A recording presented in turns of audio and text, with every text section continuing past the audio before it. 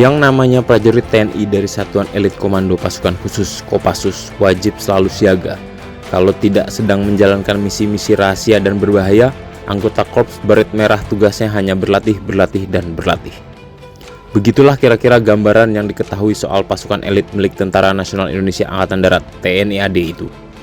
Bahkan saking siaganya, ada cerita pasukan Kopassus yang malah menodongkan senjata kepada seorang perwira tinggi dengan pangkat Jenderal Bintang 2 atau Mayor Jenderal TNI.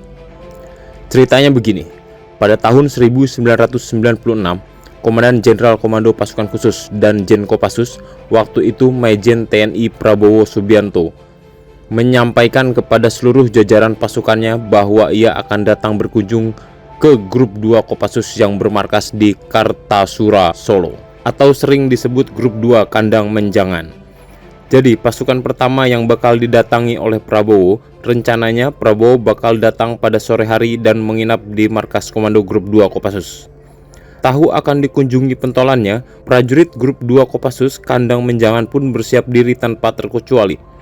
Tapi sampai malam hari Prabowo tak juga sampai. Para prajurit Grup 2 Kopassus tak sedikit yang mengira bahwa orang nomor 1 di Kopassus itu tak jadi datang. Hingga pada keesokan harinya, sebuah kejadian unik pun terjadi. Seperti biasa, para prajurit Grup 2 Kopassus mengadakan apel di pagi hari. Saat apel digelar, tiba-tiba suara helikopter meraung keras di udara tepat di atas lapangan markas Grup 2 Kopassus. Tepat berlangsungnya apel, muncullah helikopter yang terbang rendah dan hendak mendarat di tengah-tengah lapangan. Padahal saat itu kondisi para prajurit sedang fokus dalam apel. Seketika para prajurit Kopassus pun berhamburan sambil membawa senapan serbunya. Spontan juga, para prajurit Kopassus itu mengepung helikopter dan menyiagakan senapannya.